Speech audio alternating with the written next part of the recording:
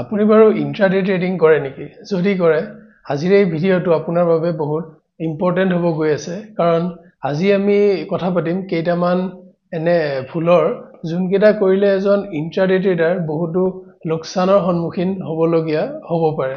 গতিকে আহক আজিৰ এই ভিডিঅ'টো আৰম্ভ কৰোঁ। প্ৰথমটো ভুল হ'ল trying to be profitable every single day. বহুতে ভাবে যে মই ডেইলি ট্ৰেড কৰিম আৰু ডেইলি প্ৰফিট কৰিম।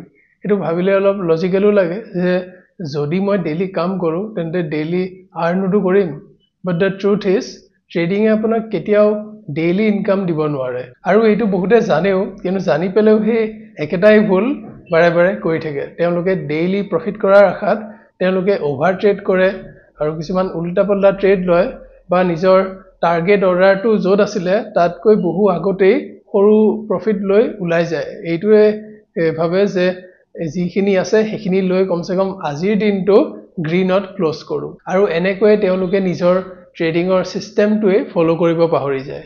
২ নম্বৰ ভুলটো হ'ল প্ৰথম ট্ৰেডটোত যদি প্ৰফিট আহিল সেইদিনাখনটো বাৰু ঠিকেই আছে, তেওঁলোকে নিজৰ কম্পিউটাৰ স্ক্ৰীণখন বন্ধ কৰি একদম গোটেই দিনটোৰ কাৰণে ৰিলেক্স হৈ যায়। কিন্তু যদি সেই প্ৰথম ট্ৰেডটোত লছ হ'ল তেতিয়া তেওঁলোকে কি কৰে, তেওঁলোকে আকৌ এটা ছেকেণ্ড ট্ৰেড লয় সেই প্ৰথম ট্ৰেডটোত যি লছ হ'ল সেই লছখিনি ৰিকভাৰ কৰাৰ আশাত। আৰু যদি সেই ছেকেণ্ড ট্ৰেডটোতো লছ হ'ল তেতিয়া আকৌ এটা ট্ৰেড ল'ব সেই আগৰ লছখিনি ৰিকভাৰ কৰাৰ আশাত, আৰু এনেকৈয়ে গৈ তেওঁলোকে গমেই নাপায় কেতিয়া অভাৰ ট্ৰেডিং হৈ যায়।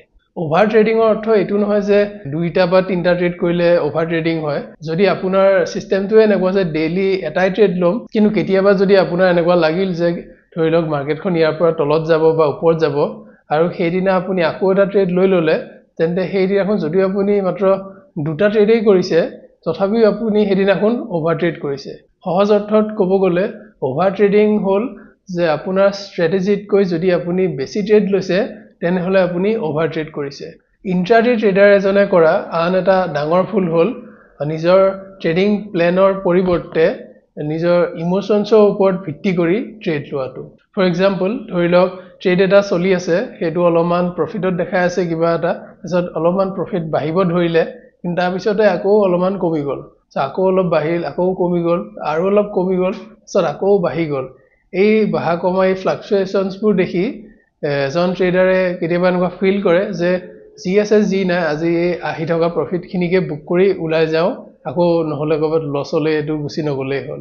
সেই তেনেকৈ তেওঁ ফিয়াৰফুল হৈ পেলাই এই ডিচিশ্যনটো লয় যে কমচে কম যি আহি আছে এই সৰু কিবা এটা প্ৰফিট সেইটোকে লৈ ওলাই যাওঁ, আৰু আমি পাহৰিয়ে যাওঁ যে আমাৰ টাৰ্গেটটো ক'ত আছিল, আমাৰ ট্ৰেডিং প্লেনটো কি আছিল। এইটোকে কোৱা হয় emotional trading. In order to be a successful trader you have to remain emotionless while trading. You have to detach yourself from the outcome. অৰ্থাৎ আপুনি ফলৰ আশা নকৰিয়ে কাম কৰি যাব লাগিব। আৰু সত্যটো এইটোৱে যে এটা মাত্ৰ ইউটিউব ভিডিঅ' চাই আপোনাৰ এই আটাইবোৰ ভুলৰ সমাধান হৈ নাযায়। কিন্তু মই চেষ্টা কৰিম যে ট্ৰেডিং চাইক'লজিৰ ওপৰত এটা মাষ্টাৰ ক্লাছ অনাৰ।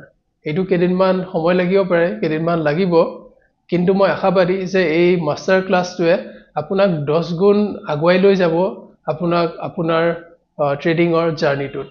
আৰু লগতে ট্ৰেডিঙৰ পৰা আপোনাৰ এটা ৰিয়েলিষ্টিক এক্সপেক্টেশ্যন কিমান হ'ব লাগে সেইটোৰ এটা আপুনি আইডিয়া ল'ব পাৰিব আমাৰ এই ভেৰিফাইড PNLৰ ভিডিঅ'কেইটা চাই।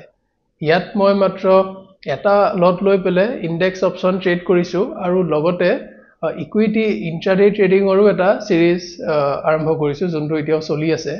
এই ভেৰিফাইড PNLৰ ছিৰিজকেইটা অনাৰ উদ্দেশ্য এটাই, যাতে অসমত থকা ৰিটেইল ট্ৰেডাৰ্ছসকল এটা শুদ্ধ দিশত আগুৱাই যায়। কোনেও যাতে 2-3 মাহত কেপিটেল ডাবল কৰিম বুলি মাৰ্কেটত নাহে, আৰু এটা শুদ্ধ দিশত আগুৱাই যায়। তেন্তে লগ পাম আকৌ এটা নতুন ভিডিঅ'ত।